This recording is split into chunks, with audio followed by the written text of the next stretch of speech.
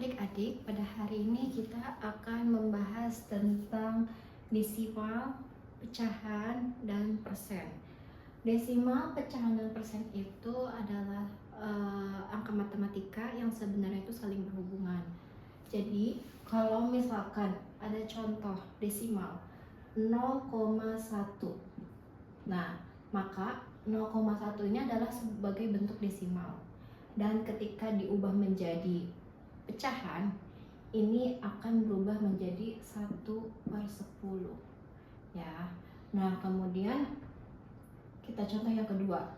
Misalkan ada angka 0,02. Ini jika diubah menjadi pecahan itu adalah 2/100. Nah, ketika ini itu penyebutnya itu per 100, maka dia bisa berubah menjadi persen, yaitu 2%. Ya, jadi kalau misalkan di pecahan itu dia ada dua bagian. Yang atas itu disebut pembilang, yang bawah itu disebut penyebut. Gitu ya. Oke, kita lanjut ke contohnya.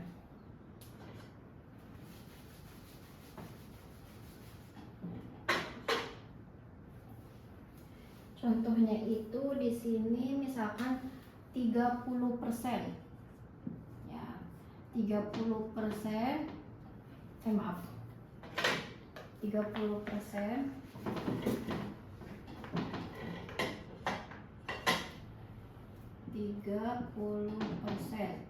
Nah, berapa bentuk sederhananya? Berapa bentuk sederhananya?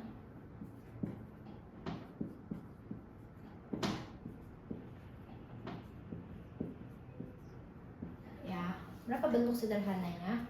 Nah, ini 30% ini kita ubah menjadi pecahan biasa dulu. Kalau 30% berarti 30/100 ya. 30/100. Nah, ini bisa disederhanain menjadi berapa? Nah, ini baru bisa disederhanain ya. Ini misalkan kita bagi 10 langsung ya. Jadi 3/10. Ini kan dibagi 10, ini dibagi 10. Nah, jadi hasilnya itu 3/10. Oke, selanjutnya 3/10 dalam bentuk persennya berapa? Ya, dalam bentuk persen berapa? Jangan 3/10 deh. Berapa ya? Di sininya misalkan 4/5 aja. 4/5 ya. 4/5 dalam bentuk persen. Oke.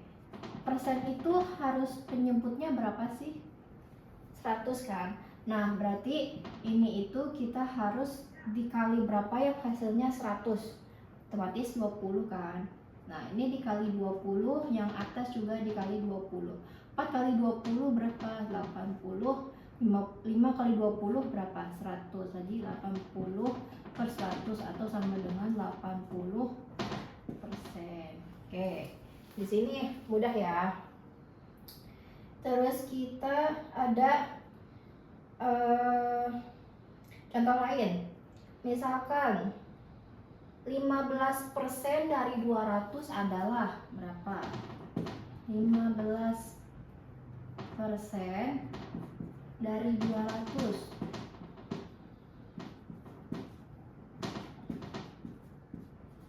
adalah ya. Jadi 15% ini kita ubah dulu menjadi pecahan biasa. Jadi 15/100 ya. Nah, dari ini berarti itu kita cari dengan menggunakan operasi perkalian. 15/100 dikali 200. Ini bisa dicoret ya. Coret, coret. Ini 2. Jadi hasilnya 15 kali 2 itu 30. Jadi 15% dari 200 adalah 30. Seperti itu ya. Kemudian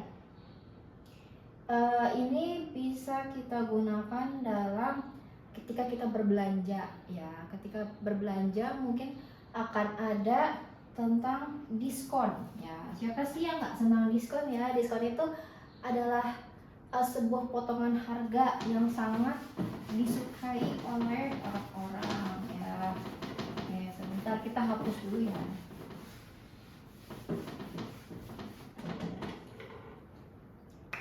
Oke. Contohnya misalkan harga buku, kita tulis harga buku Rp 50.000, harga bukunya 50.000, kemudian didiskon 10%, 10%. Oke. Terus berapa besar diskonnya? Yang ditanyain berapa besar diskonnya? Berapa besar diskonnya?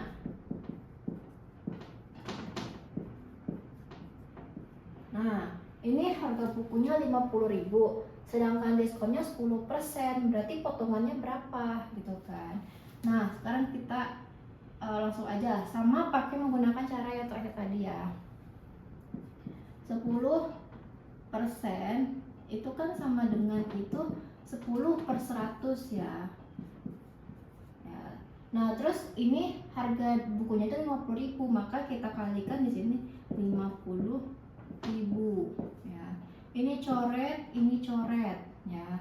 Nah, sekarang kita kaliin 10 dikali 500 berapa? Sama dengan 5.000. Jadi harga bukunya itu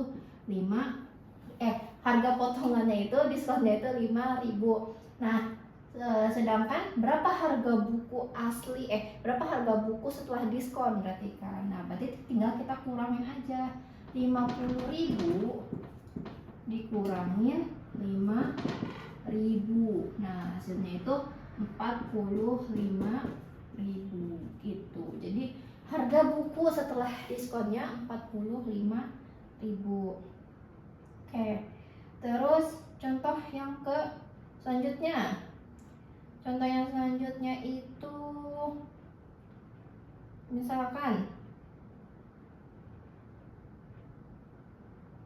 apa ya? Oke, misalkan berbicara tentang pajak misalkan. Berbicara tentang pajak ya. Ini kan tadi diskon. Sekarang berbicara tentang pajak. Misalkan Budi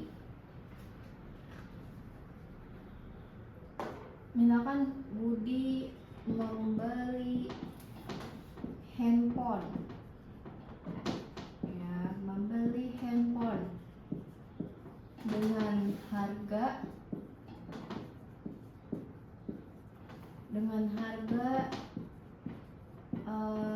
misalkan 2.400.000.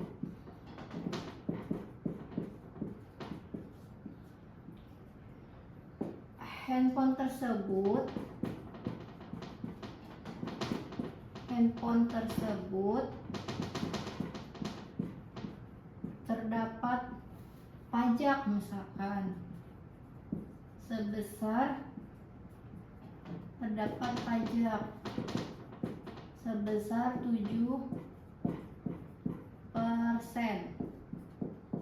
ya, sebesar 7%.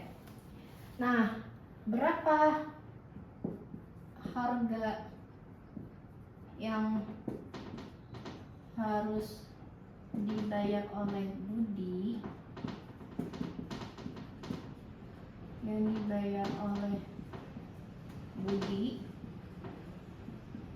ya, berarti sama aja kayak tadi, 2.400.000 dikali 7.